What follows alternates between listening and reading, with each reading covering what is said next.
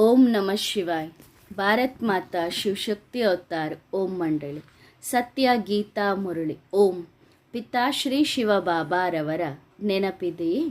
ಮುರಳಿಯ ದಿನಾಂಕ 18/10/2025, ಬೆಳಗಿನ ತರಗತಿ 29/5/1968. ಓಂ ನಮಃ ಶಿವಾಯ. ಪ್ರೀತಿಯ ಮಕ್ಕಳೇ, ಜ್ಞಾನವನ್ನು ತುಪ್ಪ ಎಂದು ಕರೆಯುತ್ತಾರೆ. ಆರಿದ ದೀಪದಲ್ಲಿ ತಂದೆ ಈಗ ಜ್ಞಾನಾಮೃತ ಸುರಿಯುತ್ತಿದ್ದಾರೆ. ಮಕ್ಕಳೇ, ಮಾಯೆಯ ಬಿರುಗಾಳಿಗಳು ಬಹಳ ಬರುತ್ತವೆ. ಅವು ದೀಪವನ್ನು ಆರಿಸಬಹುದು. ದೀಪದ ಸುತ್ತಲೂ ಪತಂಗಗಳು ಬರುತ್ತವೆ. ಕೆಲವರು ಅದರ ಮೇಲೆ ಸುಟ್ಟು ಸಾಯುತ್ತಾರೆ, ಕೆಲವರು ಅದರ ಸುತ್ತ ಸುತ್ತಿ ಆರಿ ಹೋಗುತ್ತಾರೆ. ಇದೇ ವಿಷಯ ಈಗ ಪ್ರಾಯೋಗಿಕದಲ್ಲಿ ನಡೆಯುತ್ತಿದೆ. ಎಲ್ಲರೂ ನಂಬರ್ ವಾರ್ ಪತಂಗಗಳು. ಈಗ ಮಕ್ಕಳು ಇದ್ದಾರೆ, ಬಾಬಾ ಇದ್ದಾರೆ.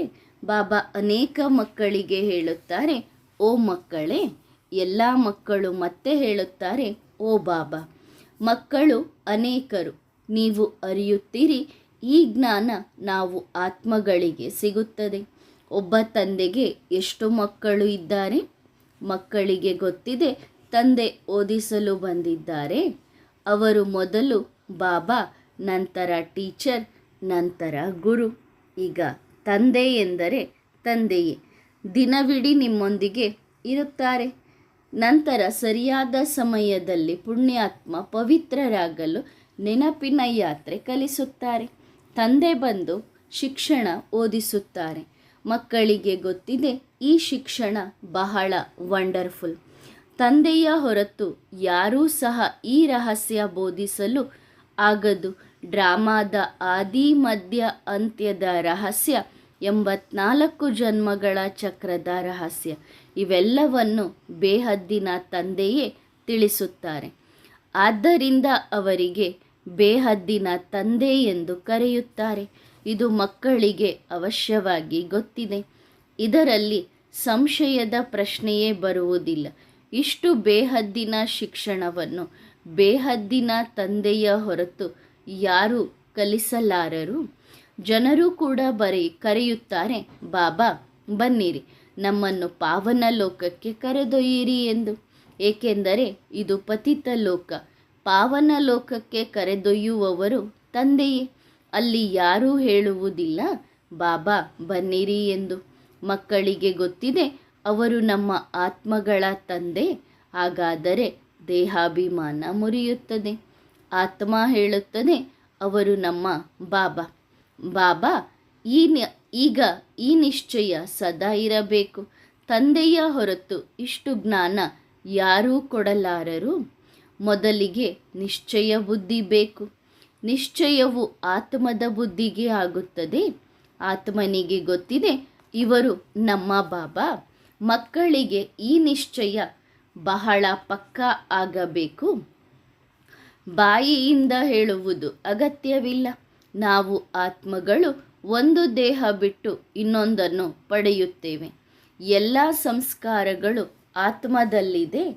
ಈಗ ನೀವು ತಿಳಿದಿದ್ದೀರಿ, ಬಾಬಾ ಬಂದಿದ್ದಾರೆ. ಅವರು ನಮಗೆ ಶಿಕ್ಷಣವನ್ನು ಓದಿಸುತ್ತಿದ್ದಾರೆ. ಇಂತಹ ಕರ್ಮ ಕಲಿಸುತ್ತಿದ್ದಾರೆ. ಅದರಿಂದ ನಾವು ಮತ್ತೆ ಈ ಲೋಕದಲ್ಲೇ ಪುನಃ ಬರುವುದಿಲ್ಲ. ಮನುಷ್ಯರು ಯೋಚಿಸುತ್ತಾರೆ, ಈ ಲೋಕಕ್ಕೆ ಮತ್ತೆ ಬರಬೇಕು ಎಂದು. ಆದರೆ ನೀವು ಹೀಗೆ ಯೋಚಿಸುವುದಿಲ್ಲ. ನೀವು ಅಮರ ಕತೆ ಕೇಳುತ್ತಿದ್ದೀರಿ. ಅಮರ ಕತೆಗೂ ಅರ್ಥ ಇರಬೇಕು ಅಲ್ಲವೇ? ಸತ್ಯಯುಗ, ತ್ರೇತಾಯುಗ, ಅಮರಪುರಿ. ಮಕ್ಕಳಿಗೆ ಎಷ್ಟು ಸಂತೋಷವಾಗಬೇಕು, ಬಾಬಾ ನಮಗೆ ಪಾಠ ಓದಿಸುತ್ತಿದ್ದಾರೆ ಎಂದು. ಮತ್ತೆ ಇತರ ಶಿಕ್ಷಕರು ಎಲ್ಲರೂ ಸಾಮಾನ್ಯ ಮನುಷ್ಯರು. ಆದರೆ ಇಲ್ಲಿ ಯಾರು ಪತಿತ ಪಾವನ ಬಾಬಾ ಎಂದು ಕರೆಯಲ್ಪಡುತ್ತಾರೆ? ಬಾಬಾ ಬಂದು ದುಃಖಹರ್ತ, ಸುಖದಾತ ಎಂದು ಆರಾಧಿಸಲ್ಪಡುತ್ತಾರೆ. ಅಂಥ ತಂದೆ ಈಗ ನಮ್ಮ ಎದುರಿಗೆ ಕುಳಿತು ಓದಿಸುತ್ತಿದ್ದಾರೆ. ತಂದೆ ಎದುರಿಗೆ ಇಲ್ಲದೆ ರಾಜಯೋಗದ ಶಿಕ್ಷಣ ಹೇಗೆ ಕೊಡುತ್ತಾರೆ? ತಂದೆ ಹೇಳುತ್ತಾರೆ, ನೀವು ಮಧುರ ಮಕ್ಕಳಿಗೆ ಓದಿಸಲು ಇಲ್ಲಿಗೆ ಬರುತ್ತೇನೆ. ಓದಿಸಲು ಈ ದೇಹದಲ್ಲಿ ಪ್ರವೇಶ ಮಾಡುತ್ತೇನೆ. ಆದ್ದರಿಂದ ಸತ್ಯವಾಗಿಯೂ ಭಗವಾನುವಾಚ ಆಗಿದೆ. ತಂದೆಗೆ ಮಾತನಾಡಲು ಶರೀರ ಬೇಕೇ ಬೇಕು, ಕೇವಲ ಬಾಯಿಯಲ್ಲ, ಸಂಪೂರ್ಣ ದೇಹದ ಅಗತ್ಯ ಇದೆ. ತಂದೆ ಸ್ವತಃ ಹೇಳುತ್ತಾರೆ, ಮಧುರಾತಿ ಮಧುರ ಆತ್ಮಿಕ ಮಕ್ಕಳೇ, ನಾನು ಪ್ರತಿ ಕಲ್ಪದಲ್ಲಿಯೂ ಪುರುಷೋತ್ತಮ ಸಂಗಮ ಯುಗದಲ್ಲಿ ಬರುತ್ತೇನೆ. ಈ ಸಾಧಾರಣ ದೇಹದಲ್ಲಿ ಬರುತ್ತೇನೆ. ತುಂಬ ಬಡವರೂ ಅಲ್ಲ, ತುಂಬ ಸಾಹುಕಾರರೂ ಅಲ್ಲ, ಸಾಧಾರಣ ದೇಹದಲ್ಲಿ ಬರುತ್ತೇನೆ. ಮಕ್ಕಳಿಗೆ ನಿಶ್ಚಯವಾಗಿರಬೇಕು, ಇವರು ನಮ್ಮ ಬಾಬಾ, ನಾವು ಆತ್ಮಗಳು, ಆತ್ಮಗಳ ತಂದೆ ಅವರು. ಈ ಲೋಕದ ಎಲ್ಲ ಮನುಷ್ಯ ಆತ್ಮರುಗಳು ಇದ್ದಾರೆ, ಅವರೆಲ್ಲರಿಗೂ ತಂದೆ ಆಗಿದ್ದಾರೆ. ಆದ್ದರಿಂದ ಅವರಿಗೆ ಬೇಹದ್ದಿನ ತಂದೆ ಎಂದು ಕರೆಯುತ್ತಾರೆ. ಶಿವ ಜಯಂತಿ ಆಚರಿಸುತ್ತಾರೆ. ಆದರೆ ಅದರ ಬಗ್ಗೆಯೂ ಹಾಗೂ ಯಾವಾಗಿನಿಂದ ಆಚರಿಸುತ್ತೇವೆ ಎಂದು ಯಾರಿಗೂ ಗೊತ್ತಿಲ್ಲ. ಯಾರನ್ನಾದರೂ ಕೇಳಿ ನೋಡಿರಿ, ಶಿವ ಜಯಂತಿ ಯಾವಾಗಿನಿಂದ? ಅವರು ಹೇಳುತ್ತಾರೆ, ಪರಂಪರೆಯಿಂದ. ಆದರೆ ಯಾವ ವರ್ಷ, ಯಾವ ದಿನಾಂಕ ಇರಬೇಕು ಅಲ್ಲವೇ? ಡ್ರಾಮಾ ಅನಾದಿಯಾಗಿದ್ದರೂ ಕಾರ್ಯಗಳು ನಡೆದ ದಿನಾಂಕ ಇರಬೇಕು ಅಲ್ಲವೇ? ಇದು ಯಾರಿಗೂ ಗೊತ್ತಿಲ್ಲ. ನಮ್ಮ ಶಿವ ಬಾಬಾ ಬಂದಾಗ ಯಾರು ಪ್ರೀತಿಯಿಂದ ಜಯಂತಿ ಆಚರಿಸುವುದಿಲ್ಲ. ಆದರೆ ನೆಹರು ಜಯಂತಿಯನ್ನು ಅನೇಕರ ಜಯಂತಿಯನ್ನು ಪ್ರೀತಿಯಿಂದ ಆಚರಿಸುತ್ತಾರೆ. ಕಣ್ಣೀರು ಬರಿಸುವಷ್ಟು ಪ್ರೀತಿಯಿಂದ ಆಚರಣೆ ಮಾಡುತ್ತಾರೆ. ಶಿವ ಜಯಂತಿಯ ಬಗ್ಗೆ ಯಾರಿಗೂ ಗೊತ್ತಿಲ್ಲ. ಆದರೆ ನೀವು ಮಕ್ಕಳು ಅನುಭವದಿಂದ ತಿಳಿದಿದ್ದೀರಿ. ಅನೇಕ ಜನರಿಗೆ ಏನು ಗೊತ್ತೇ ಇಲ್ಲ. ಎಷ್ಟೋ ಮೇಳಗಳು ನಡೆಯುತ್ತವೆ. ಸತ್ಯ ಏನು ಎಂಬುದನ್ನು ಅಲ್ಲಿ ಹೋಗುವವರು ಹೇಳಬಹುದು. ಹೇಗೆ ಬಾಬಾ ಅಮರನಾಥನ ಉದಾಹರಣೆ ಕೊಟ್ಟಿದ್ದರು. ಅಲ್ಲಿ ಹೋಗಿ ನೋಡಿರಿ. ನಿಜವಾಗಿಯೂ ಏನಾಗಿದೆ? ಇತರರು ಕೇವಲ ಏನು ಕೇಳುತ್ತಾರೆ ಅದನ್ನೇ ಹೇಳುತ್ತಾರೆ. ಅಲ್ಲಿ ಹಿಮದ ಲಿಂಗವಿದೆ ಎಂದು ಹೇಳಿದರು. ಆದರೆ ಈಗ ನೀವು ಮಕ್ಕಳು ತಿಳಿದಿದ್ದೀರಿ ಸತ್ಯ ಅಸತ್ಯ ಏನು ಎಂದು. ಭಕ್ತಿ ಮಾರ್ಗದಲ್ಲಿ ಏನು ಕೇಳಿದ್ದೆವೋ, ಓದುತ್ತಾ ಬಂದಿದ್ದೆವೋ ಅದು ಸತ್ಯ ಎನ್ನುತ್ತಾರೆ. ಗಾಯನ ಇದೆ, ಸುಳ್ಳು ಮಾಯೆ, ಸುಳ್ಳು ಕಾಯ, ಸುಳ್ಳು ಸಂಸಾರ. ಇದು ಸುಳ್ಳು ಕಂಡ, ಸತ್ಯಯುಗ ಸತ್ಯ ಕಂಡ. ಈ ಎರಡೂ ಲೋಕಗಳ ಹೆಸರುಗಳು ವಿಭಿನ್ನ. ನೀವು ಇದನ್ನು ತಿಳಿದಿದ್ದೀರಿ, ಇತರರು ತಿಳಿದಿಲ್ಲ. ಸತ್ಯಯುಗ, ತ್ರೇತಾಯುಗ, ದ್ವಾಪರಯುಗ ಇದು ಮುಗಿದಿದೆ. ಈಗ ಕಲಿಯುಗ ನಡೆಯುತ್ತಿದೆ. ಇದನ್ನು ಬಹಳ ಕಡಿಮೆ ಜನರು ಅರಿತಿದ್ದಾರೆ. ನಿಮ್ಮ ಬುದ್ಧಿಯಲ್ಲಿ ಎಲ್ಲ ವಿಚಾರಗಳು ಇದೆ. ತಂದೆಯಲ್ಲಿಯೇ ಸಂಪೂರ್ಣ ಜ್ಞಾನವಿದೆ. ಆದ್ದರಿಂದ ಅವರಿಗೆ ಜ್ಞಾನ ಸಾಗರ ಎನ್ನುತ್ತಾರೆ. ಅವರಲ್ಲಿರುವ ಜ್ಞಾನವನ್ನು ಈ ದೇಹದ ಮೂಲಕ ನಮಗೆ ನೀಡಿರಿ. ನಮ್ಮನ್ನು ತಮ್ಮ ಸಮಾನ ಮಾಡಿಕೊಳ್ಳುತ್ತಾರೆ. ಹೇಗೆ ಶಿಕ್ಷಕರು ವಿದ್ಯಾರ್ಥಿಗಳನ್ನು ತಮ್ಮಂತೆಯೇ ಮಾಡುತ್ತಾರೆ ಅಲ್ಲವೇ? ಹಾಗೆಯೇ ಬೇಹದ್ದಿನ ತಂದೆ ಸಹ ನಿಮ್ಮನ್ನು ತಮ್ಮಂತೆಯೇ ಮಾಡಲು ಶ್ರಮಿಸುತ್ತಿದ್ದಾರೆ. ಲೌಕಿಕ ತಂದೆ ತಮ್ಮ ಮಕ್ಕಳನ್ನು ತಮ್ಮ ಸಮಾನ ಮಾಡಿಕೊಳ್ಳಲಾರರು. ಅವರು ಶಿಕ್ಷಕ ಅಥವಾ ಗುರುಗೆ ಒಪ್ಪಿಸುತ್ತಾರೆ ತಮ್ಮ ಸಮಾನ ಮಾಡಿಕೊಳ್ಳಲು. ಅದು ಹದ್ದಿನ ವಿಷಯ. ಆದರೆ ನೀವು ಬಂದಿರುವುದು ಬೇಹದ್ದಿನ ತಂದೆಯ ಹತ್ತಿರ. ಅವರಿಗೆ ಗೊತ್ತಿದೆ, ನಾನು ನನ್ನ ಮಕ್ಕಳನ್ನು ನನ್ನ ಸಮಾನ ಮಾಡಿಕೊಳ್ಳಬೇಕು. ಶಿಕ್ಷಕರು ಹೇಳುವಂತೆ ನಾನು ನಿಮಗೆ ನನ್ನಂತೆಯೇ ಟೀಚರ್ ಮಾಡುತ್ತೇನೆ. ವಕೀಲರೂ ಸಹ ಹೇಳುತ್ತಾರೆ, ನಿಮ್ಮನ್ನು ವಕೀಲರನ್ನಾಗಿ ಮಾಡುತ್ತೇನೆ ಎಂದು. ಆದರೆ ಆಂತರ್ಯದಲ್ಲಿ ಅರಿಯುತ್ತಾರೆ, ಎಲ್ಲರೂ ಸಮಾನರಾಗುವುದಿಲ್ಲ, ನಂಬರ್ ವಾರ್ ಆಗುತ್ತಾರೆ. ತಂದೆಯು ಹಾಗೆಯೇ ಹೇಳುತ್ತಾರೆ, ನೀವು ನಂಬರ್ ವಾರ್ ಆಗುತ್ತೀರಿ. ನಾನು ಕಲಿಸುತ್ತಿರುವುದು ಅವಿನಾಶಿ ಶಿಕ್ಷಣ. ಯಾರು ಎಷ್ಟು ಓದಿದರೂ ಅದು ವ್ಯರ್ಥವಾಗುವುದಿಲ್ಲ. ಮುಂದೆ ತಾವು ಹೇಳುತ್ತೀರಿ, ನಾವು 4 ವರ್ಷ 8 ವರ್ಷ ಹಿಂದೆಯೇ ಈ ಜ್ಞಾನ ಕೇಳಿದ್ದೆವು, ಈಗ ಮತ್ತೆ ಕೇಳಲು ಬಂದಿದ್ದೇವೆ. ಕೆಲವರು ಬಲಿಹಾರಿಯಾಗುತ್ತಾರೆ. ದೀಪರಾಜ ಇದ್ದಾರೆ, ಅದರ ಮೇಲೆ ಕೆಲವು ಪತಂಗಗಳು ಪ್ರಾಣ ತ್ಯಜಿಸುತ್ತವೆ. ಕೆಲವರು ಕೇವಲ ದೀಪದ ಸುತ್ತು ಹಾಕಿ ಹೋಗುತ್ತಾರೆ. ಕೆಲವು ಆರಂಭದಲ್ಲಿಯೇ ದೀಪದ ಮೇಲೆ ಅನೇಕ ಪತಂಗಗಳು ಪ್ರಿಯತಮೆಯರ ರೀತಿ ನಾಟಕದ ಅನುಸಾರ ಆಕರ್ಷಿತರಾಗುತ್ತಾರೆ. ಬಟ್ಟಿ ನಡೆಯುತ್ತಿತ್ತು. ಪ್ರತಿ ಕಲ್ಪದಲ್ಲಿಯೂ ಇದೇ ರೀತಿಯಲ್ಲಿ ಆಗುತ್ತದೆ. ಆದ್ದರಿಂದ ಏನು ನಡೆದಿತ್ತೋ ಅದು ಮತ್ತೆ ಕಲ್ಪದ ಮೊದಲಿನಂತೆ ಪುನರಾವರ್ತನೆಗೊಳ್ಳುತ್ತದೆ. ಮೊದಲು ಪರಿವರ್ತನೆ ಆಗಿತ್ತು. ಉಳಿದಂತೆ ನಾವು ಆತ್ಮಗಳು ಎನ್ನುವ ಈ ನಿಶ್ಚಯ ಪಕ್ಕಾ ಇರಲಿ. ಬಾಬನೇ ನಮಗೆ ಕಲಿಸುತ್ತಿದ್ದಾರೆ. ಈ ನಿಶ್ಚಯದಲ್ಲಿ ಪಕ್ಕಾ ಇರಬೇಕು, ಮರೆಯಬಾರದು. ಯಾವ ಮನುಷ್ಯರು ಬಾಬನನ್ನು ಅರ್ಥ ಮಾಡಿಕೊಳ್ಳದವರು ಇಲ್ಲ.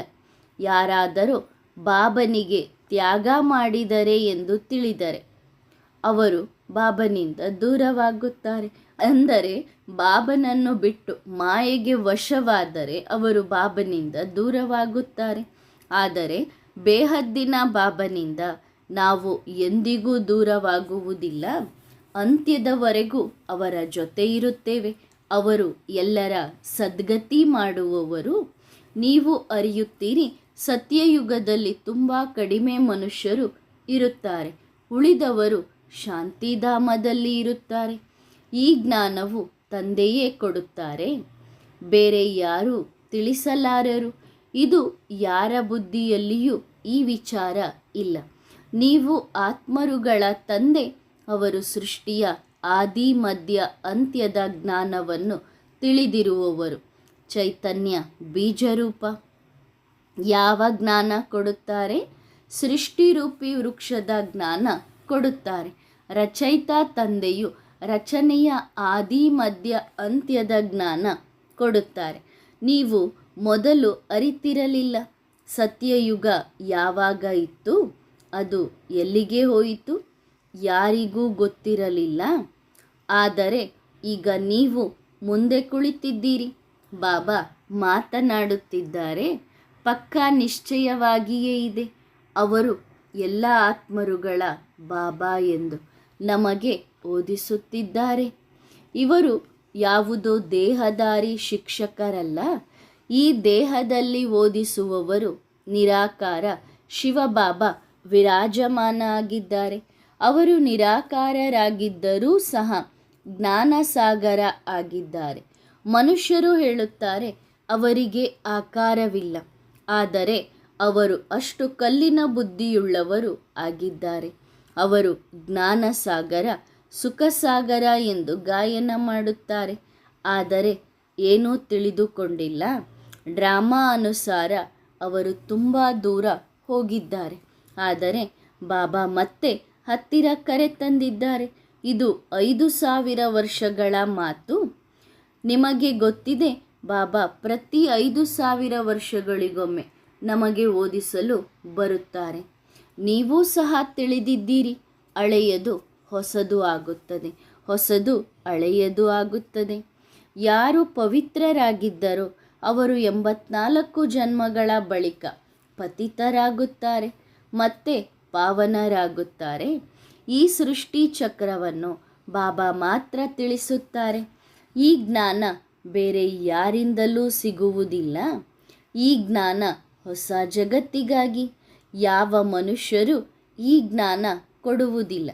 ಏಕೆಂದರೆ ಎಲ್ಲ ಮನುಷ್ಯರು ತಮೋಪ್ರಧಾನರಾಗಿರುವುದರಿಂದ ಯಾರೂ ನೀಡಲಾರರು. ತಮೋಪ್ರಧಾನ ಆತ್ಮ ಯಾರನ್ನೂ ಸತೋಪ್ರಧಾನವಾಗಿಸಲಾರದು.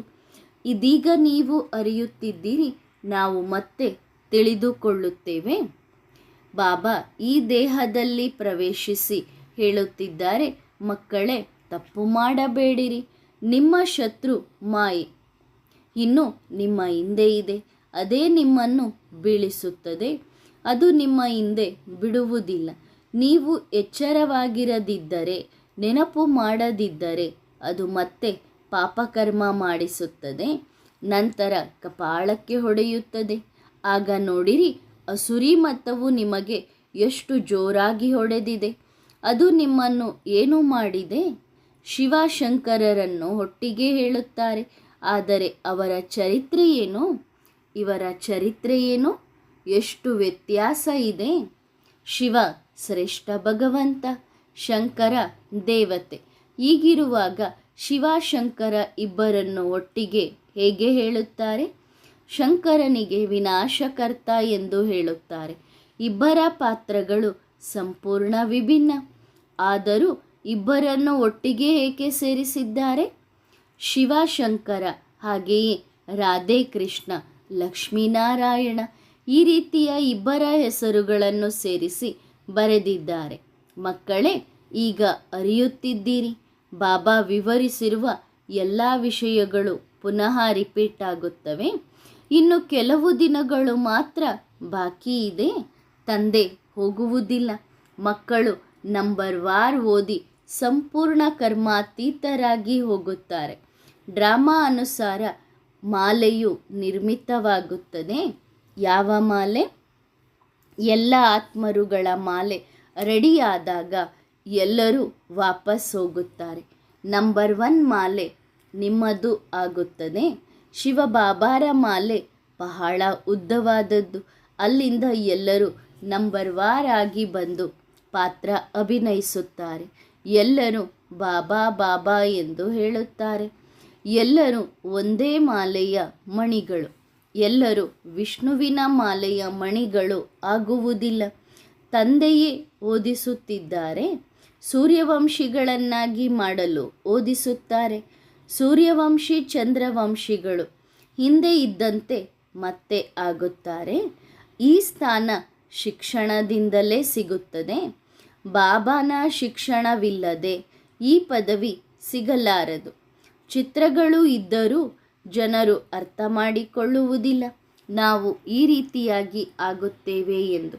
ಸತ್ಯನಾರಾಯಣನ ಕತೆ ಕೇಳುತ್ತಾರೆ, ಆದರೆ ನಾವು ನರನಿಂದ ನಾರಾಯಣರಾಗುತ್ತೇವೆ ಎಂದು ತಿಳಿದುಕೊಂಡಿಲ್ಲ. ಕೇವಲ ಸಂಪ್ರದಾಯಕ್ಕಾಗಿ ಕೇಳುತ್ತಾರೆ, ಏಕೆಂದರೆ ಕೇಳದಿದ್ದರೆ ನಮ್ಮ ದೋಣಿ ಪಾರು ಆಗುವುದಿಲ್ಲ, ಅಲ್ಲೇ ನಿಲ್ಲುತ್ತದೆ ಎಂದು. ಇದು ಭಕ್ತಿ ಮಾರ್ಗ ಅಲ್ಲವೇ? ಭಯದ ಕತೆಗಳಿಂದ ತುಂಬಿದೆ. ಗರುಡು ಪುರಾಣದಲ್ಲಿಯೂ ಅಂಥ ಕತೆಗಳೇ ಇದೆ. ತಂದೆ ಹೇಳುತ್ತಾರೆ, ಈ ಕಾಮವಿಕಾರ ವಿಷಯ ವೈತರಣಿ ನದಿ ರೌರವ ನರಕ ಆಗಿದೆ. ವಿಶೇಷವಾಗಿ ಭಾರತಕ್ಕಾಗಿ ಹೇಳುತ್ತಾರೆ. ಬೃಹಸ್ಪತಿಯ ದಶೆಯು ಭಾರತದಲ್ಲೇ ಇರುತ್ತದೆ. ವೃಕ್ಷಪತಿ ತಂದೆ ಭಾರತವಾಸಿಗಳಿಗೆ ಓದಿಸುತ್ತಾರೆ. ಬೇಹದ್ದಿನ ತಂದೆ ಬೇಹದ್ದಿನ ಮಾತುಗಳನ್ನು ತಿಳಿಸುತ್ತಾರೆ. ರಾಹುವಿನ ದಶೆಯು ಎಲ್ಲರ ಮೇಲೂ ಇದೆ. ಆದ್ದರಿಂದ ದಾನ ಕೊಟ್ಟರೆ ಗ್ರಹಣ ಬಿಡುತ್ತದೆ ಎಂದು ಹೇಳುತ್ತಾರೆ. ತಂದೆಯೂ ಹೇಳುತ್ತಾರೆ, ಈ ಕಲಿಯುಗದ ಅಂತ್ಯದಲ್ಲಿ ಎಲ್ಲರ ಮೇಲೂ ರಾಹುವಿನ ದಶೆ ಇದೆ. ಈಗ ನಾನು ವೃಕ್ಷಪತಿಯಾಗಿ ಭಾರತದಲ್ಲಿ ವೃಕ್ಷಪತಿಯ ದಶೆ ಸ್ಥಾಪಿಸಲು ಬಂದಿದ್ದೇನೆ. ಸತ್ಯಯುಗದಲ್ಲಿ ವೃಕ್ಷಪತಿಯ ದಶೆ ಭಾರತದಲ್ಲಿತ್ತು. ಈಗ ರಾಹುವಿನ ದಶೆ. ಇದು ಬೇಹದ್ದಿನ ವಿಷಯ. ಇದು ಯಾವುದೇ ಶಾಸ್ತ್ರಗಳಲ್ಲಿ ಇಲ್ಲ. ನೀವು ಮ್ಯಾಗಝಿನ್ಗಳಲ್ಲಿ ಬರೆಯುತ್ತೀರಿ, ಅದು ಬಟ್ಟಿಯಲ್ಲಿರುವ ಕೆಲವರಿಗೆ ಸಿಗುತ್ತದೆ. ಅವರಿಗೆ ಅದರಿಂದ ಸ್ವಲ್ಪ ಅರಿವು ಬರುತ್ತದೆ, ಮತ್ತೆ ಹೆಚ್ಚು ತಿಳಿದುಕೊಳ್ಳಲು ಪ್ರಯತ್ನಿಸುತ್ತಾರೆ. ಕೆಲವರು ಓದಿಬಿಡುತ್ತಾರೆ, ಮತ್ತೆ ಸ್ವಲ್ಪ ಜ್ಞಾನಾಮೃತ ಹಾಕುವುದರಿಂದ ಅವರು ಜಾಗೃತರಾಗುತ್ತಾರೆ. ಆದ್ದರಿಂದ ಜ್ಞಾನವನ್ನು ಎಣ್ಣೆ ಎಂದು ಕರೆಯುತ್ತಾರೆ. ಆರಿದ ದೀಪಗಳಲ್ಲಿ ಬಾಬಾ ಈಗ ಜ್ಞಾನಾಮೃತ ಹಾಕುತ್ತಿದ್ದಾರೆ. ಮಾಯೆಯ ಬಿರುಗಾಳಿಗಳು ಬಹಳ ಬರುತ್ತವೆ ಎಂದು ತಂದೆ ಮಕ್ಕಳಿಗೆ ಹೇಳುತ್ತಾರೆ. ಆ ಬಿರುಗಾಳಿಯು ದೀಪವನ್ನು ಹಾರಿಸುತ್ತದೆ. ದೀಪರಾಜನ ಸುತ್ತ ಸುತ್ತುವ ಪತಂಗಗಳು ಕೆಲವು ಬಲಿಹಾರಿಯಾಗುತ್ತಾರೆ, ಕೆಲವರು ಹಾಗೆಯೇ ಸುತ್ತಿ ಹೊರಟು ಹೋಗುತ್ತಾರೆ. ಮೊಟ್ಟ ಮೊದಲು ಎಲ್ಲರೂ ಮನೆಯನ್ನು ಎಲ್ಲವನ್ನೂ ಬಿಟ್ಟು ಬಂದರು. ಬಲಿಹಾರಿ ಪತಂಗಗಳಾದರೂ ಒಂದು ಲಾಟ್ರಿ ಸಿಕ್ಕಂತೆ. ಕೆಲವರು ಗರ್ಭದಲ್ಲಿದ್ದಾಗಲೇ ಬಂದರು. ಕಲ್ಪದ ಮೊದಲು ಏನೆಲ್ಲ ಆಯಿತು ಮತ್ತೆ ಅದೇ ರೀತಿ ಆಗುತ್ತದೆ. ಕೆಲವರು ಬಾಬನನ್ನು ಬಿಟ್ಟು ಹೊರಟು ಹೋದರು. ಅವರು ಸ್ವರ್ಗದಲ್ಲಿ ಬರುತ್ತಾರೆ ಎಂದು ತಿಳಿದುಕೊಳ್ಳಬೇಡಿರಿ. ಪತಂಗಗಳಾಗಿದ್ದರೆ, ಪ್ರಿಯತಮೆಯರಾಗಿದ್ದರೆ, ಆದರೆ ಮಾಯೆ ಅವರನ್ನು ಸೋಲಿಸಿದಾಗ ಅವರ ಪದವಿ ಕಡಿಮೆಯಾಗುತ್ತದೆ. ನಂಬರ್ ವಾರ್ ಇದ್ದೇ ಇದ್ದಾರೆ. ಅನ್ಯ ಸತ್ಸಂಗಗಳಲ್ಲಿ ಈ ರೀತಿ ಬುದ್ಧಿ ಹೊರಗೆ ಹೋಗುವುದಿಲ್ಲ. ನಾವು ತಂದೆಯ ಜೊತೆಗೆ ಹೊಸ ಜಗತ್ತಿಗೆ ಹೋಗುವುದಕ್ಕೋಸ್ಕರ ಪುರುಷಾರ್ಥದ ಅನುಸಾರವಾಗಿ ಓದುತ್ತಿದ್ದೇವೆ ಎನ್ನುವುದು ನೀವು ಮಕ್ಕಳ ಬುದ್ಧಿಯಲ್ಲಿ ಇದೆ. ನಾವು ಬೇಹದ್ದಿನ ತಂದೆಯ ಸಮ್ಮುಖದಲ್ಲಿ ಕುಳಿತಿದ್ದೇವೆ. ಇದು ನೀವು ಮಕ್ಕಳಿಗೆ ಗೊತ್ತಿದೆ. ಆತ್ಮ ನೋಡಲು ಆಗುವುದಿಲ್ಲ. ಇದು ಅವ್ಯಕ್ತ. ಅದು ಅವ್ಯಕ್ತ ವಸ್ತು. ಅದನ್ನು ದಿವ್ಯ ದೃಷ್ಟಿಯ ಮೂಲಕವೇ ನೋಡಲು ಸಾಧ್ಯ. ನಾನು ಆತ್ಮ ಸಣ್ಣ ಬಿಂದು. ಆದರೆ ದೇಹಾಭಿಮಾನವನ್ನು ಬಿಟ್ಟು ತಮ್ಮನ್ನು ಆತ್ಮ ಎಂದು ತಿಳಿದುಕೊಳ್ಳಬೇಕು. ಇದು ಶ್ರೇಷ್ಠ ಶಿಕ್ಷಣವಾಗಿದೆ. ಆ ಶಿಕ್ಷಣದಲ್ಲಿ ಯಾವುದು ಕಷ್ಟದ ವಿಷಯ ಇದೆ ಅದರಲ್ಲಿ ಬಹಳ ಮಾಡಿ ಎಲ್ಲರೂ ಫೇಲ್ ಆಗುತ್ತಾರೆ. ಈ ಶಿಕ್ಷಣ ಬಹಳ ಸಹಜವಿದೆ. ಆದರೆ ಕೆಲವರು ಕಷ್ಟ ಎಂದು ಅನುಭವ ಮಾಡುತ್ತಾರೆ. ಎಲ್ಲರೂ ಬಾಬನಿಗೆ ಶಿವಬಾಬಾ ಶಿವಬಾಬಾ ಎಂದು ಹೇಳುತ್ತಾರೆ. ಈಗ ನೀವು ಮಕ್ಕಳಿಗೆ ಗೊತ್ತಿದೆ, ಶಿವಬಾಬಾ ನಮ್ಮ ಎದುರಿಗೆ ಕುಳಿತಿದ್ದಾರೆ. ಬಾಬನಿಗೆ ತನ್ನದೇ ಆದ ಯಾವುದೇ ಶರೀರ ಇಲ್ಲ. ಇದು ಅವರ ಶರೀರವಲ್ಲ. ನೀವೂ ಸಹ ಆತ್ಮರುಗಳು ನಿರಾಕಾರ ಆಗಿದ್ದೀರಿ. ಆದರೆ ನಿಮಗೆ ಶರೀರ ಇದೆ. ತಂದೆ ತನ್ನದೇ ಆದ ಶರೀರವನ್ನು ಎಂದೂ ತೆಗೆದುಕೊಳ್ಳುವುದಿಲ್ಲ. ಆದರೆ ಮನುಷ್ಯರು ಪರಮಾತ್ಮ ನಾಮರೂಪದಿಂದ ಭಿನ್ನ ಎಂದು ಹೇಳುತ್ತಾರೆ. ಏನೂ ತಿಳಿದುಕೊಂಡಿಲ್ಲ. ಆದ್ದರಿಂದ ಕಷ್ಟ ಎಂದು ತಿಳಿದುಕೊಂಡಿದ್ದಾರೆ. ತಂದೆ ತಿಳಿಸುತ್ತಾರೆ, ಕೃಷ್ಣನನ್ನು ನೆನಪು ಮಾಡುವುದರಿಂದ ಏನೂ ಸಿಗುವುದಿಲ್ಲ. ಬಲೆ ನಂಬರ್ 1 ಸ್ವರ್ಗದ ರಾಜಕುಮಾರ ಕೃಷ್ಣ ಆಗಿದ್ದಾನೆ. ಕೃಷ್ಣನ ಬಗ್ಗೆ ತಿಳಿದುಕೊಳ್ಳದೇ ಇರುವ ಕಾರಣದಿಂದ ಅವನಿಗೂ ಸಹ ಏನೆಲ್ಲ ಕಥೆಗಳನ್ನು ನಿರ್ಮಿಸಿದ್ದಾರೆ. ಕೃಷ್ಣನಿಗೆ ಒಮ್ಮೆ ಯಶೋದೆಯ ಮಗ ಎಂದು ಹೇಳುತ್ತಾ ಯಶೋದೆಗೆ ಸಂಬಂಧಪಟ್ಟವನು ಎಂದು ಹೇಳುತ್ತಾರೆ. ಮತ್ತೊಮ್ಮೆ ರುಕ್ಮಿಣಿಗೆ ಸೇರಿದವನು ಎಂದು ಹೇಳುತ್ತಾರೆ. ಮತ್ತೆ ದೇವಕಿಗೆ ಮಗ ಎಂದು ಹೇಳುತ್ತಾರೆ. ಹಾಗಾದರೆ ಅವನು ಯಾರ ಮಗ? ಎಷ್ಟು ಜನ ತಂದೆ ತಾಯಿಯರನ್ನು ತೋರಿಸಿದ್ದಾರೆ? ಇದು ಸಹ ತಪ್ಪಾಗಿದೆ. ತಂದೆ ಈ ಎಲ್ಲ ಮಾತುಗಳನ್ನು ತಿಳಿಸುತ್ತಾರೆ. ಒಳ್ಳೆಯದು. ಮಧುರಾತಿ ಮಧುರ ಆತ್ಮಿಕ ಮಕ್ಕಳಿಗೆ ತಂದೆಯ ನೆನಪು, ಪ್ರೀತಿ ಮತ್ತು ನಮಸ್ತೆ. ವರದಾನ ಪಡೆಯುವ ಪಾತ್ರರಾಗಿರಿ. ಬಾಪ್ತಾದ ಪ್ರತಿದಿನ ಅಮೃತ ವೇಳೆಯಲ್ಲಿ ಮಕ್ಕಳಿಗೆ ವರದಾನ ಕೊಡುತ್ತಾರೆ. ಪ್ರತಿದಿನ ಆ ವರದಾನ ಪಡೆಯುತ್ತಿದ್ದರೆ ಎಂದಿಗೂ ದುರ್ಬಲರಾಗುವುದಿಲ್ಲ. ವರದಾನ ಪಡೆಯಲು ಕೇವಲ ಪಾತ್ರರಾಗಬೇಕು. ಬೇಕಾದದ್ದು ಎಲ್ಲವೂ ಅಮೃತ ವೇಳೆಯಲ್ಲಿ ಸಿಗುತ್ತದೆ. ಬ್ರಾಹ್ಮಣರಿಗಾಗಿ ವಿಶೇಷ ಸಮಯ ನಿಗದಿಯಾಗಿದೆ. ಹೇಗೆ ಯಾವುದೇ ದೊಡ್ಡ ವ್ಯಕ್ತಿಯಾಗಿದ್ದರೂ ತಮ್ಮ ಕುಟುಂಬಕ್ಕೆ ವಿಶೇಷ ಸಮಯ ಇಡುತ್ತಾರೆ, ಹಾಗೆಯೇ ಅಮೃತ ವೇಳೆಯೂ ಮಕ್ಕಳಿಗೆ ಮಾತ್ರ ವಿಶೇಷ. ಮೊದಲು ಅವಕಾಶ ಮಕ್ಕಳದ್ದೇ, ನಂತರ ವಿಶ್ವದ ಆತ್ಮಗಳದ್ದು. ಆದ್ದರಿಂದ ಕೇಳಿರಿ, ಎಲ್ಲರೂ ಚೆನ್ನಾಗಿ ಆ ಅವಕಾಶ ಪಡೆಯುತ್ತಿದ್ದೀರಾ? ಇದರಲ್ಲಿ ಅಲಕ್ಷ್ಯ ಹುಡುಗಾಟಿಕೆಯಲ್ಲಿ ಬರಬಾರದು. ಒಳ್ಳೆಯದು. ಓಂ ನಮಃ ಶಿವಾಯ.